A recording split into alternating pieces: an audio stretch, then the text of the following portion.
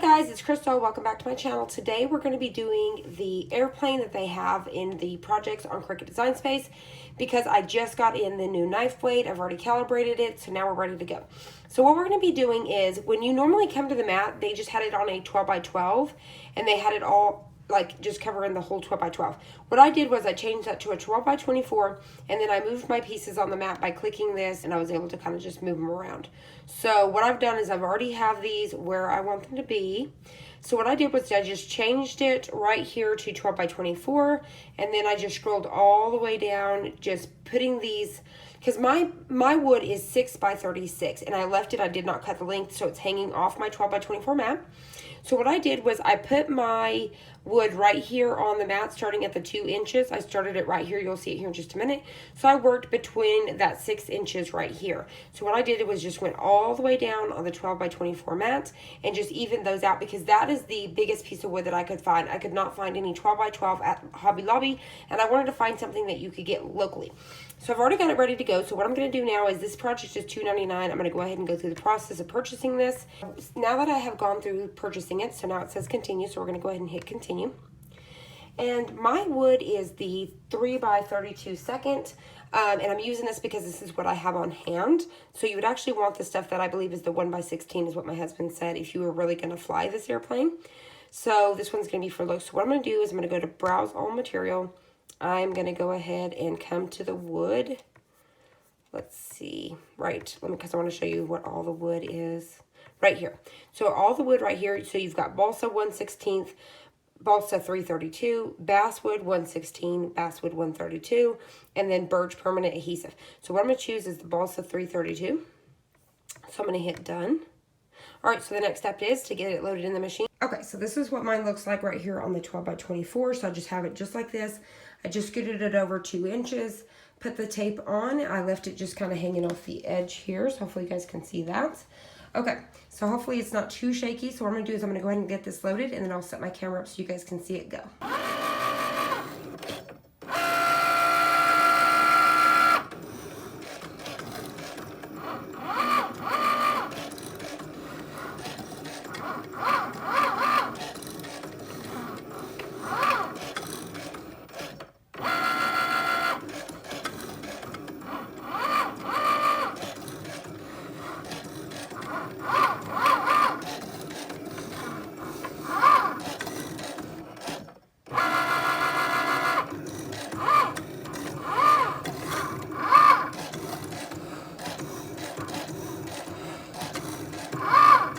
On 2 of 7 passes. It says 10 minutes remaining. So far it's already been going for just about a minute or so. So about 10 minutes to cut out the airplane is not too bad.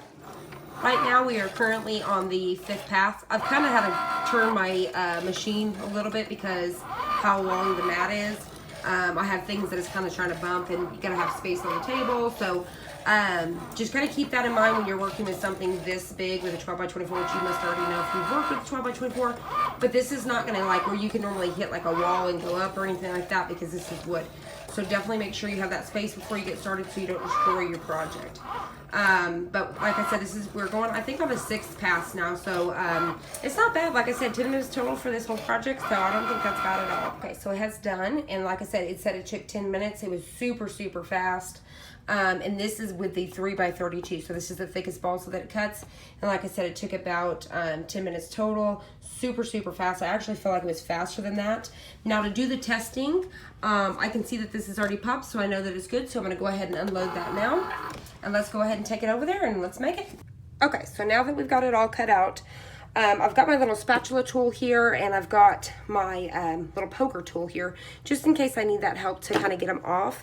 So what I'm going to do is very carefully, I'm going to start with this piece here. I'm just going to kind of, what I'm doing is pushing up on my mat here. I'm going to try to get a hold of this.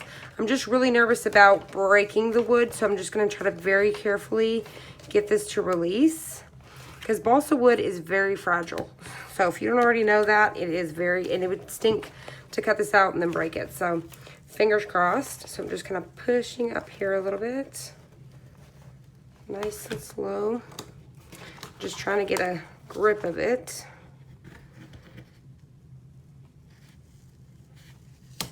All right, so there is this piece right here. Look how good that looks. You can see how smooth that is. And you can see the lines are absolutely perfect. There's no jags, there's nothing. And you can see I just pulled that off. Look how good that cut is right there. It looks really good. All right, so let's carefully see if we can't achieve pulling off the other pieces. So I think once again, I'm gonna very carefully try to get this bigger piece down here. And it may be easier to pull the big stuff away on the outside first. I'm not too really sure, so let's maybe try that too. Let's see, let me go ahead and get this tape off of here.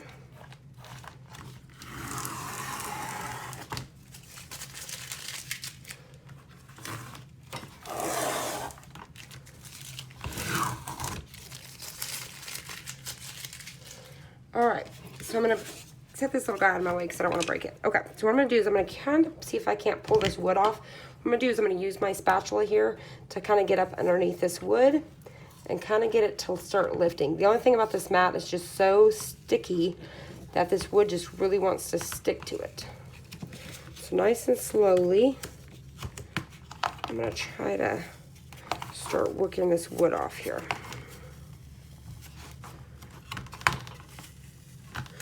I'm gonna go ahead and hold this up and do the same with this side. So I'm gonna go ahead and start working this side as well, just so we can get it to come off as one piece. So I'm gonna do that nice and slow, making sure I'm not gonna break my other pieces. And it looks like this other one wants to come up with me, and I'm just gonna let it do its thing. So that looks like that was good to go. So you can see this one looks good. We had a little, it just kind of popped right out, so it looks really good. We'll finish checking it out in a second. I think we got to use these little circles according to the picture, just for looks is what it looks like. So I'm going to save these little bitty circles here.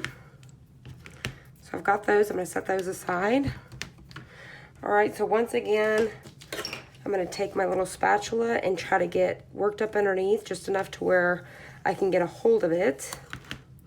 All right, push those pieces out. That looks awesome. Looking, like I said, super smooth. And it's not jagged at all. Looks really good. All right, so let me go ahead and get the next piece. So just be slow with it because, like I said, balsa wood is super, especially if you work with the 1/16. That one is really, really fragile. All right, so there's that one. And then now we're going to get this one. Hopefully everybody, all right, so everything's good. So let me move. Okay, so now that we have all of our pieces ready to go, I've got my hot glue gun plugged in.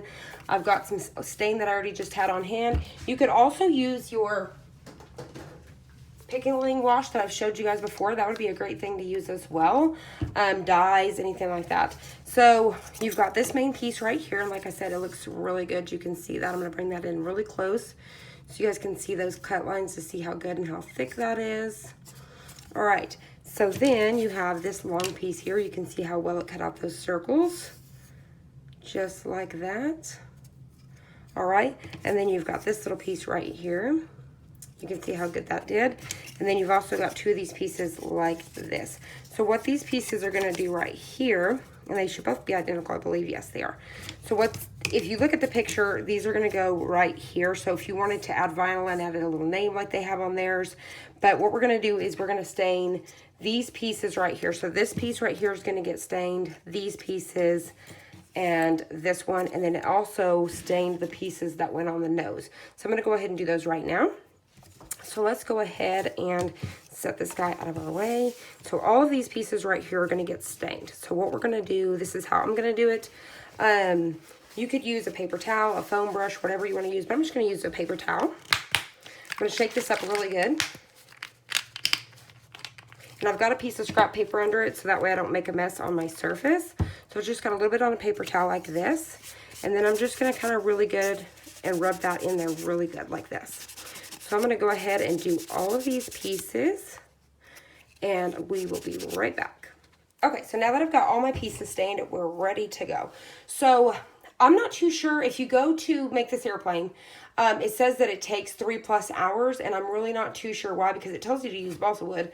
Balsa wood's really fast to cut out. Like I said, it only took 10 minutes. So I'm not too sure why they say this whole project takes 3 hours, because it's literally taking me less than 30 minutes to complete the whole thing. Staining literally takes you a minute, 2 minutes. I don't know if it's because dry time, but really, I mean, you can hit this with your heat gun. I mean, really, it's not that bad. I mean, you rub it in real lightly. I mean, I really don't understand why it's 3 hours, but don't get scared when a project says 3 hours unless it was super intricate or like a deeper wood. But definitely when you're working with balsa, so far it's been really quick. So what we're going to do is this piece here, this piece is going to need to go through here. So I'm going to slide that piece in first. So very carefully, and I may have to mute this because it's going to sound like a chalkboard.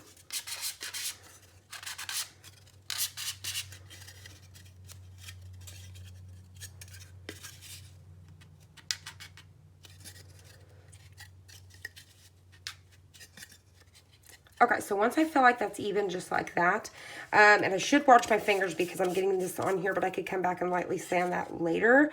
So that would be maybe one reason why you really want to let that dry, but I could always put on some rubber gloves as well. Okay, so the next piece that needs to go on is this piece here is going to pop onto the end like this. Picture, you're going to notice that this piece is gone. So, and then they kind of actually have this pointing in this direction here at the end. So I'm not too sure what happened and why they did that. So, but anyways, this is actually supposed to slide right in here, just like this. So let me go ahead and pop this in here. Very carefully get that popped in. So it's supposed to go in there just like this here at the end, okay? So like I said, I'm not too sure why they cut that off and have it actually pointing in the other direction on the picture. I'm not too sure. Okay, so now for these next pieces, this is where the hot glue is going to come into factor, and you're going to go ahead and these are going to be glued down just like this. Go ahead and take my hot glue here, and I'm going to get it right here. I'm making sure that's on the right. Okay, because these pieces right here is going to be the top. You're not going to have it this way or this way. This is going to be the top. All right, so let's go ahead and get us some hot glue going on here. Making sure I'm getting those edges just like that. All right, so now what I'm going to do is take my plane and try to get these lined up real nice, like on the top and the bottom here. So just like so. And I'm going to go ahead and push down on that so it'll stay. All right, just like that. So now let's go ahead and get the other side. Now, if you wanted to still add the name on after this, you should totally be able to pull that off. It wouldn't be hard to hold it just like this and get your vinyl down.